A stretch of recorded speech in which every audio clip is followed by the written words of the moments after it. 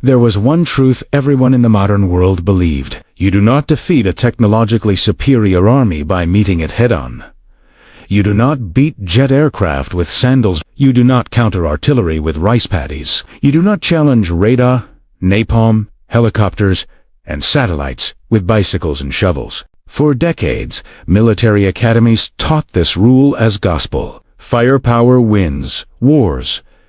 Industrial capacity decides outcomes. The side that controls the sky, the sea, and the supply lines will always crush the side that does not. And in the early 1960s, no army on earth embodied that rule more completely than the United States military. Think about what that implies. The United States fields B-52 bombers capable of dropping 30 tons of explosives in a single It deploys helicopters by the thousands, each one able to lift troops into any jungle clearing in minutes. It possesses artillery that can fire accurately beyond the horizon, sensors that can detect movement through foliage, and chemical weapons designed to strip entire forests bare. Against that stands a poor, agrarian country, just decades removed from colonial rule, a country with no air force to speak of, no tanks in meaningful numbers, no navy capable of challenging American ships. By every rule of modern warfare, Vietnam should not even be a contest. American planners believe the war will be a matter of attrition. Search and destroy. Body counts, kill enough enemy fighters, destroy enough supply routes, and the resistance will collapse. Victory will arrive not through dramatic battles, but through arithmetic. And for years, the numbers seemed to support that belief. But then something strange happens. Despite millions of tons of bombs, despite hundreds of thousands of troops, despite kill ratios that favor the United States 10-1, the enemy does not disappear. They do not surrender. They do not break. They do not even seem to slow down. Instead, they adapt. They vanish. They strike where you least expect them. And they endure. By the late 1960s, American commanders privately admit something unthinkable. They do not understand how they are losing. And behind that confusion stands a quiet, methodical system of warfare designed not to defeat American firepower, but to make it irrelevant. In that system, one political officer, one organizer, one man who lives underground with the fighters, helps explain how the rule everyone believed was about to be shattered. You are Trong New Tang. You are born in 1926 in French, educated, multilingual, and politically aware long before the war with America ever begins. You are not a peasant driven by desperation. You are an intellectual revolutionary, drawn to the idea that a disciplined, patient movement can outlast empires. By the time American combat troops arrive in large numbers in 1965, you are already deeply embedded in the national liberation front. The Viet Cong, your role is not to pull triggers every day. Your role is more dangerous. You organize, you recruit, you indoctrinate. You ensure that fighters do not simply fight but understand why they fight. That matters, because the war you are helping wage is not designed to be won quickly. It is designed to be survived. The broader context is brutal. By 1965, the United States commits ground forces to prevent South Vietnam from collapsing. American soldiers arrive with overwhelming confidence. They carry M16 rifles, supported by helicopters, artillery, and they believe they are entering a war of movement where superior mobility and firepower will destroy any enemy force it can locate. But the Viet Cong never intend to fight that war. Their strategy is older, deeper, and far more patient. You explain it simply. The Americans fight for months or years. The Vietnamese fight for generations. The terrain becomes your ally.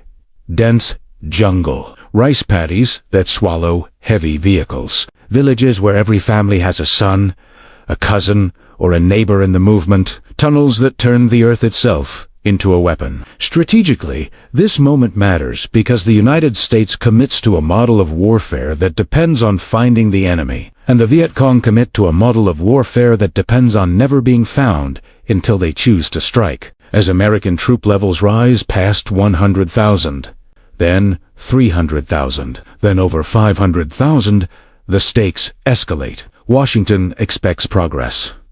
Generals demand metrics. Body counts become the currency of success, and you watch, from the ground, as those numbers mean less and less. Because you are helping build something the Americans cannot see, an invisible battlefield. And soon, you will test whether the most advanced military on Earth can be defeated without ever being directly confronted. The jungle breathes. That is the first thing you learn to hear.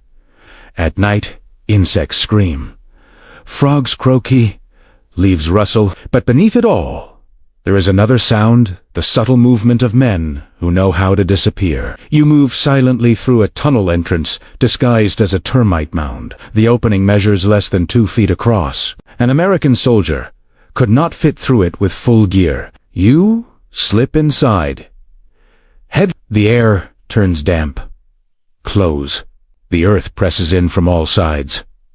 This tunnel is not a hole. It is part of a system. By 1967, the Siuchi tunnel network stretches over 120 miles. Multiple levels deep. Some chambers sit 10 feet underground. Others descend more than 30. There are hospitals, kitchens, armories, command posts, air vents disguised as roots, trapdoors camouflaged with soil and leaves. You move by memory. No lights. One wrong turn means suffocation. Above you, American patrols move through the jungle. You hear the distant thump of helicopter rotors, H-1 Hueys. You count them by sound. 1, 2, 3. The Americans insert a platoon around 30 men into what they believe is a cleared zone. Sensors detected movement. Command wants a sweep. This is where the confusion begins. The Americans move in a staggered line. Rifles up. Radios crackling. They see nothing. No enemy, no gunfire, no movement. Then the first explosion hits. A command-detonated mine detonates beneath the lead soldier. The blast throws dirt, shrapnel, and bone into the air. One man is killed instantly. 2 more scream wounded. Before the platoon can react, gunfire erupts from 3 directions. AK-47s fire in controlled bursts. Not wild, not panicked. Each burst lasts 2 to 3 seconds. You know the math. Fire too long, and helicopters arrive. Fired too short, and the ambush fails. The Viet Cong fire for exactly 90 seconds. Then they vanish. By the time American artillery pounds the area 105 millimeters, shells landing every few seconds to enemy is already underground. 50 feet below, listening to the earth shake. This pattern repeats again and again and again. The Americans respond with technology. They deploy tunnel rats, small teams of volunteers armed with pistols and flashlights. They send dogs trained to sniff out human scent. They use defoliants, like Agent Orange, stripping millions of acres of forest bare.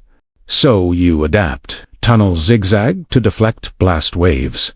False branches lead dogs into dead ends. American soap is placed near tunnel entrances to confuse scent trails. You watch as B-52 strikes flatten entire grid squares. Each bomber drops up to 108,500-pound bombs. The ground churns like an ocean. When the bombing stops, American units advance, convinced nothing could survive that. But within hours, fighters emerge from untouched sections of tunnel. Rifles cleaned, ammunition dry. Ready. The psychological toll on American soldiers becomes immense. They cannot see the enemy. They cannot predict attacks. Every step might trigger a pungi trapper, sharpened bamboo spike smeared with filth to cause infection. You hear captured radio traffic.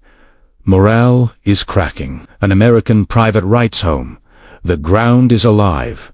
The war is everywhere and nowhere. Then comes Tat. January 30th, 1968. Over 80,000 Viet Cong and North Vietnamese troops launch coordinated attacks across South Vietnam. Cities, bases, even the U.S. Embassy in Saigon. Militarily, it is costly. Thousands of guerrillas die. But psychologically, it is devastating because it proves the impossible. After years of American claims that victory is near, the enemy strikes everywhere at once. This is the revelation. After Tet, American confidence never fully recovers. Search and destroy operations continue, but the numbers lose meaning. Kill counts rise. Territory changes hands daily, yet the war feels unwinnable. From underground chambers, you listen as America debates itself. You understand something your enemy does not.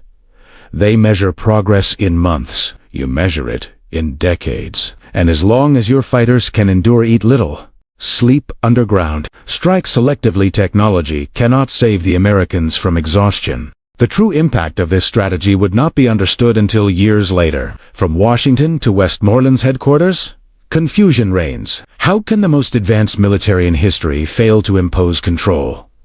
The answer becomes unavoidable. Firepower cannot defeat an enemy that refuses decisive battle. Helicopters cannot dominate terrain that exists underground. Bombers cannot destroy political will. American doctrine begins to fracture. Pacification programs expand. Vietnamization emerges, handing the war back to South Vietnamese forces. Troop withdrawals begin in 1969. What they do not know is that the psychological war has already been won. By proving that endurance can nullify technology, the Viet Cong reshape modern warfare. Insurgencies around the world study Vietnam. Tunnels appear in later conflicts. Ambush doctrine spreads. The idea that time favors the weak becomes central to asymmetric war. The United States leaves Vietnam in 1973. Saigon falls in 1975. Not because America lost every battle, but because it could not make victory mean anything. After the war, Trong Nhu Tem survives. He later becomes disillusioned with the regime he helped bring to power. He leaves Vietnam and records his memories not to glorify the war, but to explain it. He writes of hunger, of fear, of discipline, of patience. He explains that the true weapon was not tunnels or traps or ambushes. It was the refusal to break. Today, modern armies still grapple with this lesson. Technology advances.